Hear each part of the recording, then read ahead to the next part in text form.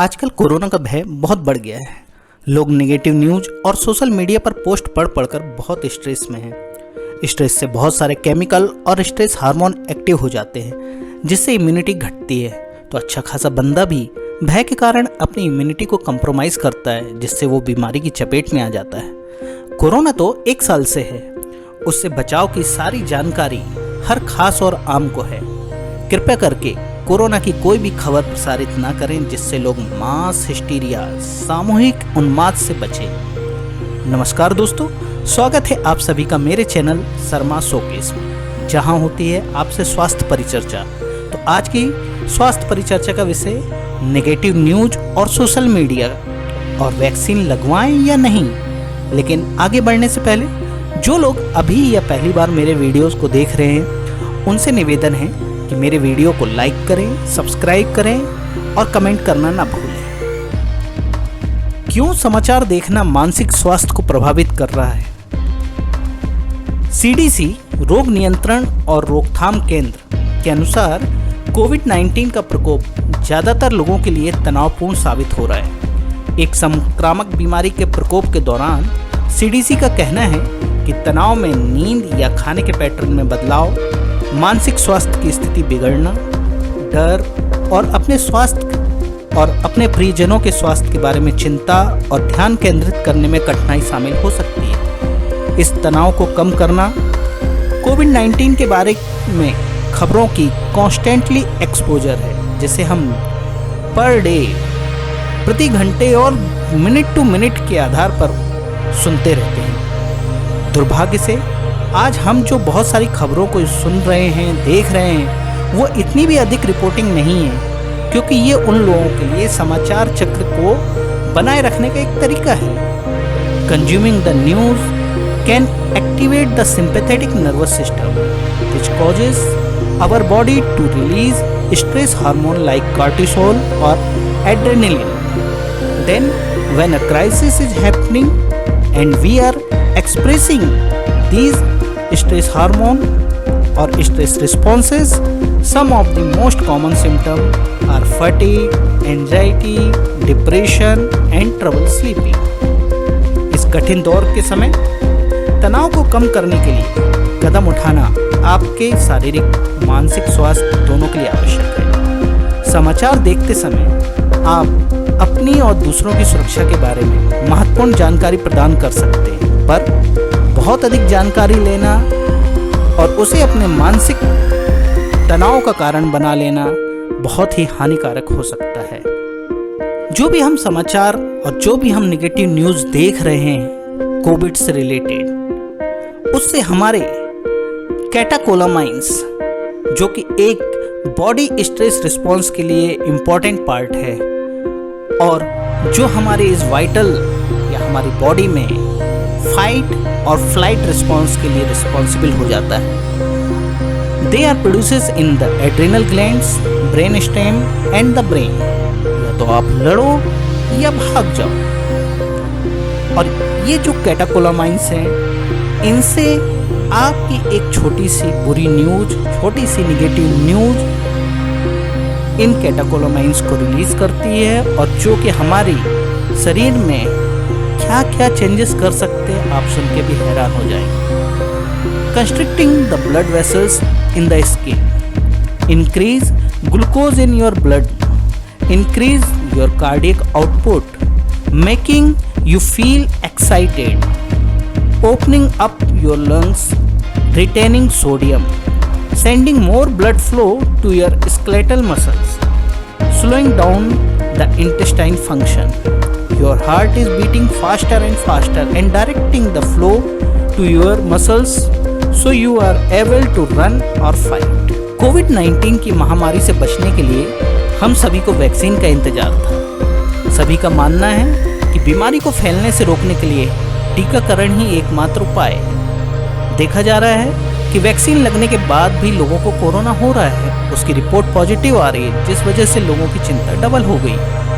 बढ़ते मामलों को देखते हुए लोग अब असमंजस में हैं कि वैक्सीन लगवाएं या नहीं। खैर, सरकार ने सभी को कोरोना से बचने का एक बेहतरीन मौका दिया है, इसलिए अपनी जिम्मेदारी समझते हुए वैक्सीन जरूर लगवाएं। सावधानी के साथ जरूरी बातों का ध्यान रखते हुए अगर वैक्सीन लगवाएंगे तो कोरोना आपको छू तक नहीं पाएगा। जब कोविड अपनी द्वितीय लहर में आपे से बाहर चल रहा है और जंगली आग की तरह फैल रहा है, हम में से हर एक वैक्सीन लगवाने के लिए प्रार्थना कर रहा है यथासंभव जल्दी वैक्सीन लग जाए। मुझे लगता है कि मूल मानव प्रकृति जब हम भूख से मर रहे होते हैं तो हम कुछ भी खा सकते हैं, लेकिन जब उसी भूखे व्यक्ति को कोई विकल्प दे दिया जाता है कि वो क्या खाना चाहता है, तो वो भूख को भूल जाता है और एनालिसिस करना शुरू कर देता है कि कौन सा विकल्प बेहतर है। मानव मन हमेशा ये अधिक चाहता है और अधिक चाहता है। आज अचानक हर कोई फेज 2 या फेज 3 वैक्सीन ट्रायल्स के बारे में जानता है। उसके एफिकेसी रेट, कॉम्प्लिकेशन की घटनाओं और एडवर्स ड्रग इवेंट्स की तुलना करना अपने आप में शुरू कर देता है। इस तरह की जानकारी पूरी तरह से रिसर्च वैज्ञानिक क्षेत्र में है, लेकिन दुर्भाग्य से आज ये सोशल मीडिया के माध्यम से व्हाट्सएप जैसी यूनिवर्सिटीज़ में लोगों के लिए टाइम पास बन गया है। चाहे आप वैक्सीनेशन करवाना चाहते हो या नहीं, ये प्योरली आपकी चॉइस है। एकमात्र ऐसी चीज जिसे आपको जानना आवश्यक है, आपकी पसंद आज की डेट पर वैक्सीन पर निर्भर नहीं करती। ये इफेक्ट्स या साइड इफेक्ट्स वैक्सीन के कैसे हैं इस पर भी निर्भर नहीं करती। निर्भर इस पर करती है कि आप कितने रिस्क जोन में हैं कि आप कोविड से बच सकते हैं या मर सकते हैं।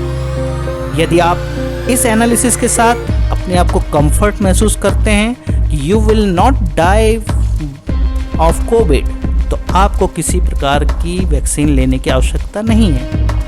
आपके और आपके परिवार की अब तक की हर दवा को, जैसे पेंडोल या पैरासीटामोल में भी शामिल करें, उसके भी साइड इफेक्ट, जिसमें कि एक खास side effect irreversible kidney failure, ये जानते हुए भी आप अपने परिवार को और खुद को पैरासीटामोल तो दे ही रहे हैं ना।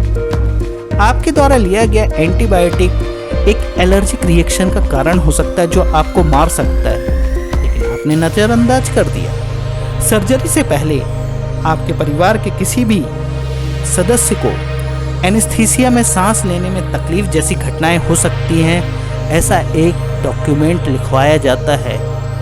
छोटे बच्चे को अपनी जान के टुकड़े को खसरे का टीका लगवाने जाते हैं तो भी ये बताया जाता है कि इससे एक सब acute sclerosing pan encephalitis SSPE जैसी बीमारी भी हो सकती है। फिर भी आप अपने बच्चे को पीडियाट्रिशियन के हवाले कर देते हैं और खसरे का टीका लगवाते हैं। तो कहने का मतलब ये है कि कोई भी दवा 100% सुरक्षित नहीं है। आपके द्वारा, आपके डॉक्टर द्वारा प्रस्तुत हर उपचार आपको बेहतर बनाने के लिए गुड फेथ में किया जाता है। हम doctor principle of risk versus benefit पर काम करते हैं। यदि संभावित लाभ रिस्क को काफ़ी कम कर देता है तो हम इसे गुड फेथ में पेशेंट को देते हैं। All the vaccine have been approved on an emergency use authorisation. इसका मतलब ये है कि साइंटिफिक कम्युनिटी के पास अपने प्रयासों के ज्ञान और संसाधनों के बावजूद वर्तमान में उपलब्ध सभी वैक्सीन की सेफ्टी और इफेक्टिवनेस का एनालिसिस करने के लिए अतिरिक्त समय नहीं है, क्योंकि ये एक ऐसी ही इमरजेंसी का सामना पूरी दुनिया को करना पड़ रहा है। तो ये आप पर निर्भर करता है कि आप इमरजेंसी स्थिति में हैं या नहीं। दुनिया भर की सभी सरकारें जानती हैं कि आप इस बात पर सहमत हैं कि आप इमरजेंसी में हैं और आपको वैक्सीन के लिए विकल्प क्यों दिया जा रहा है। सरकार को कैसे पता चला? ये सिर्फ पिछले साल कोविड के कारण हुई लाखों मौतों को देखकर कहा गया है। अगर आप अभी भी अपने आप को व्हाट्सएप यूनिवर्सिटी एजुकेटेड माइंड का महसूस करते हैं या फिर और किसी सोशल मीडिया में आप अपने गुरु ज्ञान का प्रदर्शन करते हैं और अपने आप को ये समझते हैं कि आप इमरजेंसी में नहीं हैं, तो आप अपने आप को इस वैक्सीन से वंचित कर सकते हैं। लेकिन आप एक्स्ट्रा रिस्क लेते हैं जो आपके पड़ोसी या आपके दोस्तों ने नहीं लिया। क्या वैक्सीन इस कोविड महामारी का सॉल्यूशन है? मेरी राय में सभी कोविड वैक्सीन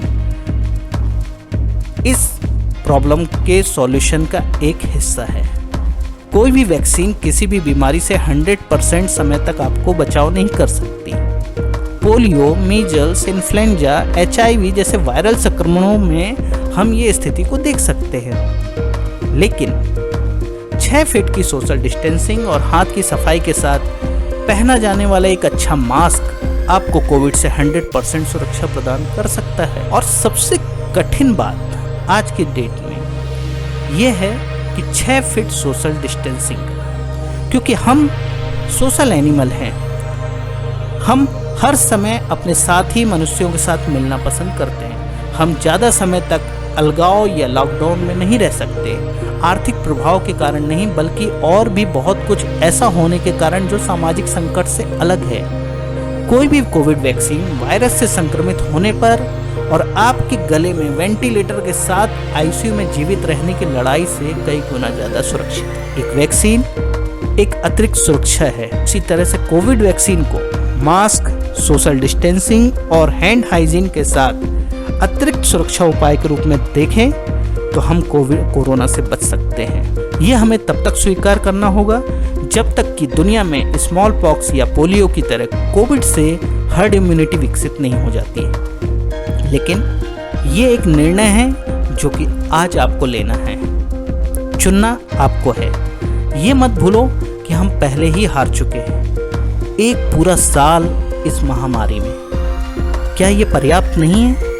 और अब आप असमंजस में हैं कि वैक्सीन लगवाएं या नहीं।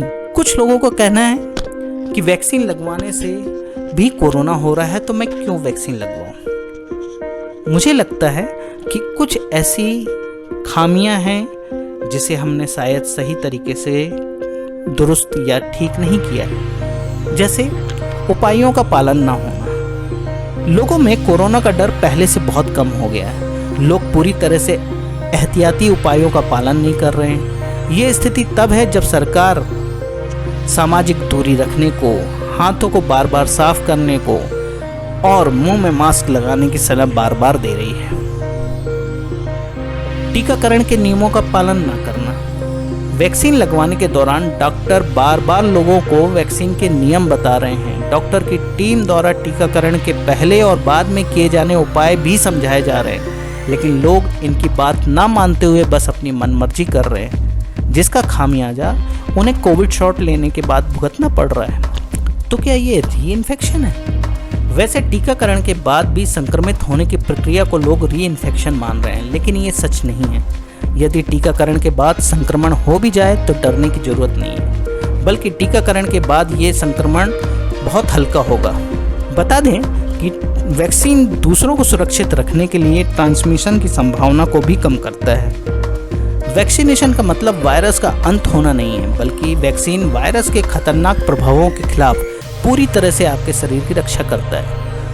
आपको ये समझना होगा कि अब तक कोई टीका ऐसा नहीं है जो वायरस के खिलाफ 100% सुरक्षा की गारंटी देता है। अगर आपको टीका लगाया जाता है उसके बाद भी आपको सुरक्षा नियमों का पालन करना चाहिए।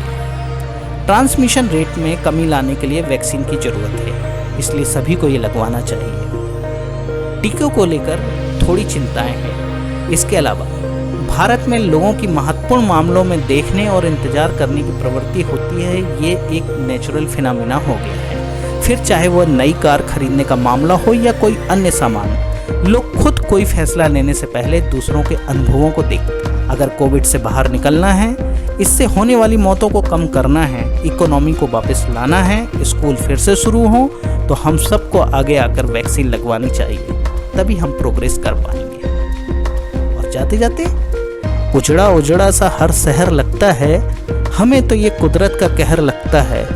इंसान ने की ऐसी भी क्या तरक्की साहब, इंसान ने की ऐसी भी क्या तरक्की साहब, कि इंसान को इंसान से ही डर लगता है। आपका ये प्रयास लोगों को फियर और साइकोसिस से बचा सकता है।